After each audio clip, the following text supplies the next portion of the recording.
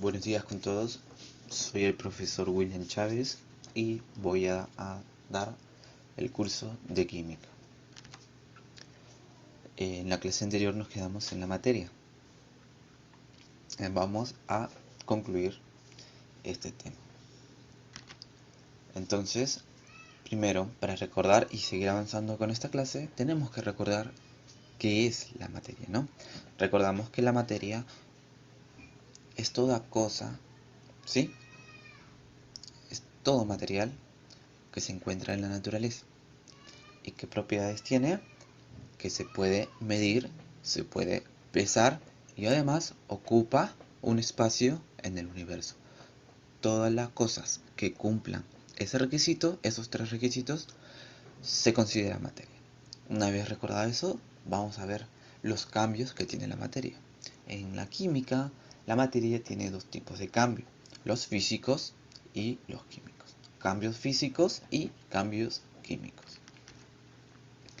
Entonces, la materia cambia continuamente. Los cambios que ocurren en los materiales son químicos y físicos. Entonces, recalcando de nuevo, la materia siempre cambia. Y se dividen en químicos y físicos. Y en esta clase vamos a ver a qué se refiere con cambios químicos y cambios físicos. Empezamos con cambios físicos. En los cambios físicos, un material cambia su apariencia, pero no su composición. Entonces, en resumidas palabras, cuando hay un cambio físico, la materia al cambiar sigue siendo esa misma materia. No se convierte en otra materia, sigue teniendo su esencia principal. Vamos con el primer ejemplo. El ejemplo de acá es que se llama el cambio de estado.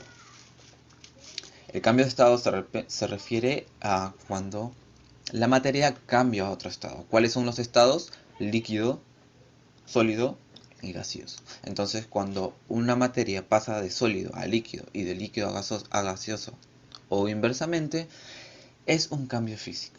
Un ejemplo muy práctico es cuando tú estés comiendo tu helado, ¿sí? ¿En qué estado está el helado? En estado sólido, semisólido. Y con la luz del sol empieza a derretirse, ¿verdad? Empieza a gotear a través del cono de helado. Esas gotas es el cambio de estado de sólido a líquido. Entonces, el helado cambió, sí, cambió de sólido a líquido. ¿Sí? Esas gotitas es estado líquido. Pero en esencia el helado sigue siendo helado. Simplemente ha cambiado de estado. Vamos a ver el siguiente ejemplo que dice la dilatación. Aumento de volumen debido a un cambio en su temperatura. Entonces, ¿qué se refiere a esto? Hay metales, ¿sí? Hay metales que al tener contacto directo con la luz del sol tienden a crecer. No tienden a crecer mucho, pero sí tienden a crecer 1 centímetro o por ahí. Entonces, ¿qué pasa? La materia ha crecido, ¿sí? Su masa ha crecido. Pero en esencia, ¿ese metal sigue siendo el metal? Sí, simplemente su masa ha crecido, no ha tenido otro cambio. ¿Cuál es el siguiente tipo de cambio físico? Es la mezcla. En la mezcla de sustancias sin que ninguna de ellas pierda o cambie sus propiedades. Un ejemplo muy claro es cuando tú haces tu sopa, que agregamos en la sopa agua, verduras, fideos y de repente un pollito, ¿no? Entonces, para que tenga sabor siempre se le echa la sal. Cuando termines la mezcla de tu sopa, la sal no lo vas a ver, pero sí lo vas a sentir. Entonces, la sal sigue estando en esa sopa. Su esencia como materia se ha mezclado, sí, pero se encuentra dentro de la sopa y tú lo sientes al tomar el sabor salado. Seguimos con los cambios físicos.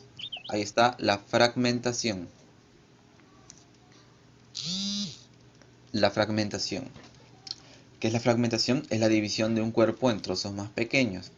Por ejemplo, cuando tenemos una hoja y lo partimos por la mitad, ¿no? Hemos fragmentado esa materia. Pero esas dos partes siguen siendo la misma hoja, ¿sí? ¿Su materia de la hoja ha cambiado? No. Solamente ha reducido su tamaño al cortarlo. Entonces, la materia sigue siendo la misma materia. ¿Qué más tenemos? Movimiento. Cambio de la posición que ocupa un cuerpo en el espacio. Pongámonos un ejemplo. Nosotros estamos sentados y cuando queremos irnos a otro lugar nos paramos. Entonces ha habido un movimiento. Pero tú como materia sigues siendo tú. No solo te has movido, pero tu materia sigue siendo la misma. Seguimos con cambio de forma. Se recortan, se estiran o se rayan. Tú puedes rayar, por ejemplo, un vidrio, un vaso de vidrio, se te cae, se rompe en pedazos, ¿verdad? Pero el vidrio sigue siendo vidrio. Solamente cambió su forma, pero su materia no ha cambiado. Vamos ahora con los cambios químicos. A partir de una porción del material llamada reactivo, se obtiene un material distinto llamado producto, por medio de una reacción química. ¿Qué significa esto? Que los cambios químicos, cuando tú tengas una materia y se produce un cambio químico, no va a salir la misma materia, sino va a salir una materia completamente distinta a la original, ¿sí? De reactivo a producto. Vamos a ver unos ejemplos. Oxidación. Se produce cuando una sustancia se combina con el oxígeno.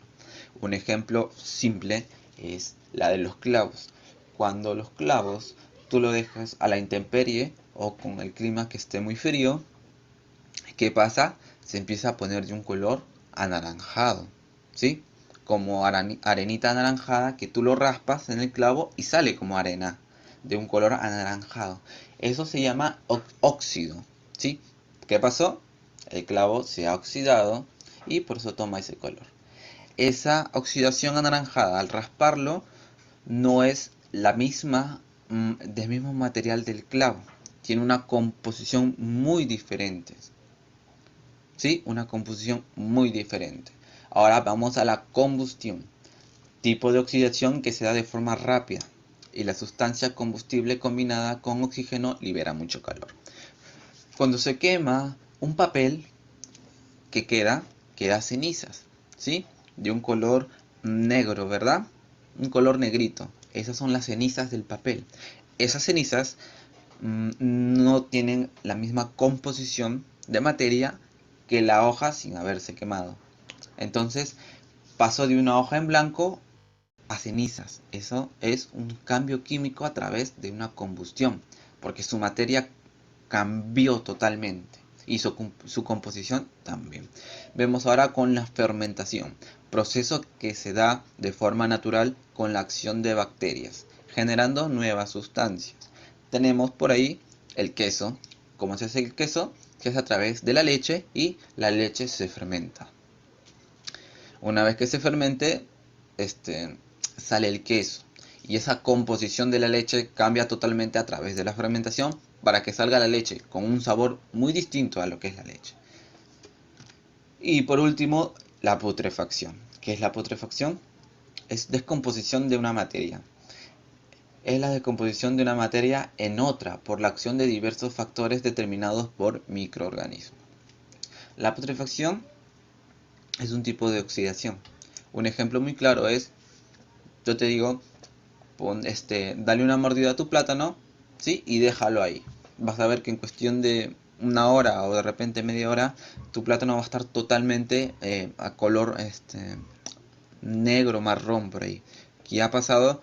Que el plátano tiende a descomponerse muy rápido, ¿sí? Y esa descomposición hace que hasta el color del plátano cambie. Hasta incluso de lo que tú podías comerlo, ya no se va a poder comer, ¿sí? Porque su composición de la materia del plátano, antes que se pudriera, es muy distinto, ¿sí? Entonces, el resultado final es otro muy distinto, hasta cambia de color. Para concluir, vamos a ver diferencias de cambios físicos y cambios químicos. Cambio físico, los materiales no cambian su naturaleza interna, solo la forma inicial. Entonces, la materia no cambia, su composición de la materia en cambios físicos no cambia, solo cambia la forma inicial, ¿sí? Cambia de forma, de repente lo cortaste, de repente se movió, ¿sí? De repente creció, de repente se achicó.